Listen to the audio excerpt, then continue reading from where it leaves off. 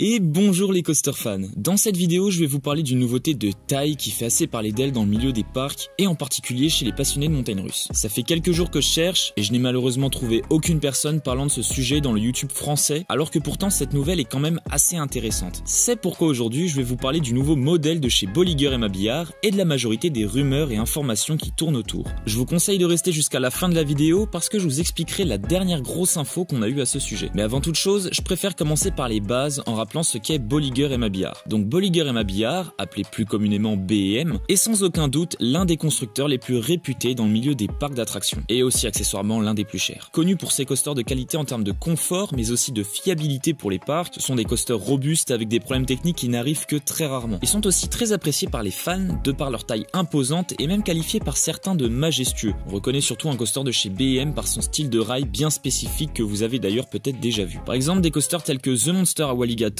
Silver Star à Europa Park ou Osiris au parc Astérix sont des coasters de chez B&M. Et encore, je vous ai pas cité les meilleurs parce que beaucoup d'entre eux sont encore plus puissants. En tout cas, autant vous dire que quand il y a du nouveau chez B&M, ça fait pas mal de bruit. Pour vous dire, le dernier nouveau modèle de chez B&M, ce sont les Wing Coasters, et le premier de cette longue lignée, c'est Raptor à Gardaland, et il a ouvert ses portes en 2011, donc autant vous dire que ça commence à dater. Mais du coup, quel coaster on peut espérer de la part de B&M? Eh bien en fait, on n'a pas énormément d'infos dessus. On sait juste que B&M a fait en 2019 un dépôt de marque pour un nouveau modèle appelé Surf Coaster, et ce, sans aucune information de la part du constructeur concernant l'esthétisme du modèle. Parce qu'en vrai, si on vous dit Surf Coaster, vous pouvez clairement penser à tout et n'importe quoi. D'ailleurs, beaucoup de rumeurs de la part des fans ont été propagées. La première serait de penser qu'un Surf Coaster serait le premier modèle water coaster de chez B&M. Forcément, on pense au surf avec de l'eau, la mer en général, donc une attraction aquatique, ce serait pas si bête. Aujourd'hui, plusieurs gros constructeurs font des coasters aquatiques, on peut notamment citer MacRide qui ont fait récemment Pulsar à Walibi Belgium, ou encore Intamin et son fameux water coaster qu'on retrouve dans des parcs comme Energylandia ou Mirabilandia. Tiens, j'avais jamais remarqué que ces deux parcs avaient un nom similaire, comme par hasard. Ouais, bref, du coup voilà, l'idée est possible mais j'y crois pas trop. Vous savez pourquoi? Eh bien parce que sans vouloir offenser MacRide ou Intamin, B&M est un constructeur de luxe. Ce que j'entends par constructeur de luxe, c'est qu'il ne fait que des grosses montagnes russes, toujours avec classe, qui coûtent cher et destinées aux grands parcs, contrairement à Intamin et MacRide qui construisent tout type d'attractions, même des attractions très familiales et même parfois des trucs pas ouf ou pas très confortables. Et les water coasters en général, même si on peut y ajouter de la sensation, ça reste quand même un peu familial. Après, je ne dis pas que B&M ne fera pas de water coaster, si ça se trouve ils vont faire un truc qui sera très sensationnel, mais je préfère la deuxième option qui a été pensée par d'autres fans, à savoir un nouveau stand-up coaster. Les stand-up coasters, comme leur nom l'indique, sont des montagnes russes en position debout, qu'on retrouve surtout aux États-Unis. Ce modèle a été le premier modèle proposé par le constructeur et est pas mal critiqué. Personnellement, je n'ai encore essayé aucun stand-up coaster, mais des retours que j'ai eus, ce sont des coasters assez inconfortables. Du coup, aujourd'hui, beaucoup d'anciens stand-up coasters sont reconvertis avec des nouveaux trains de floorless coaster, donc des montagnes russes sans sol, qui sont beaucoup plus agréables. Alors là, vous devez vous demander, quel intérêt pour B&M de refaire comme nouveau modèle un modèle qui déplaît aujourd'hui? Eh bien tout simplement parce qu'aujourd'hui, B&M est capable de faire encore mieux que dans le passé. Du coup, faire un modèle revisité avec plus de confort serait peut-être une décision logique de leur part. En plus, quand on imagine surf coaster, on peut donc penser à une position similaire au surf et donc debout. Après, est-ce qu'on sera plutôt sur une position debout de profil plutôt que de face? Je sais pas trop. Et puis je vous avoue que faire un coaster de profil, ça doit être assez bizarre quand même. Enfin bref, on aura forcément plus d'infos avec le temps, mais je trouvais ça important de vous expliquer les idées qui reviennent le plus. Bon, maintenant, comme je vous l'avais dit en début de vidéo, on a eu effectivement de nouvelles pistes depuis pas longtemps. Ces pistes porteraient à croire que le premier coaster de cette série devrait arriver à SeaWorld Orlando. Et là, vous devez vous dire, mais comment on peut soupçonner que ce soit SeaWorld Orlando? Eh bien, il y a pas longtemps, des fans par hasard ont commencé à regarder les commandes faites à Bolliger & Mabillard par certains parcs. C'est des informations qu'on peut retrouver en cherchant un peu sur internet. Et ils sont tombés sur une commande de pièces de coaster de la part de SeaWorld. Alors, de base, on peut se dire qu'avec leur coaster de chez B&M, SeaWorld a forcément besoin de pièces de rechange. Mais là, on était quand même sur une commande dépassant les 10 tonnes. 10 tonnes, on n'est pas une commande de boulons de roue. Là, on arrive carrément sur des trains ou même des rails. Et en se penchant un peu plus, ils ont regardé pour quel modèle cette commande était destinée. Et ils ont vu la notation SFA. Cette annotation signifie beaucoup parce que les deux premières lettres représentent le type de coaster. Or, aujourd'hui, aucun coaster B&M n'a la notation SF. Quand on y pense, SF pourrait très bien être les initiales de Surf Coaster. Mais un deuxième détail est frappant, c'est que la troisième lettre désigne le placement du coaster par rapport à son en ordre de construction. Donc ici le A désigne le premier coaster du fameux modèle SF. Donc là vous voyez bien que tout colle à peu près pour qu'il s'agisse du tout premier Surf Coaster. Mais vu qu'on n'a aucune info de la part de BM, on peut pas se permettre de le certifier. En tout cas je trouve cette dernière info très intéressante et je suis curieux de voir tout ce que ça va donner. Quant à vous, n'hésitez pas à me donner votre avis sur le sujet en commentaire, histoire de savoir ce que vous en pensez et de voir si vous avez de nouvelles infos sur le sujet. N'hésitez pas à vous abonner à la chaîne YouTube si ce n'est pas déjà fait. Vous pouvez également me suivre sur Instagram. Je vous rappelle qu'en dehors de YouTube, c'est là que je suis le plus actif. Et également à mettre un like si la vidéo vous a plu. J'espère vous retrouver très bientôt pour une prochaine vidéo. Et sur ce, je vous dis à plus les coaster fans.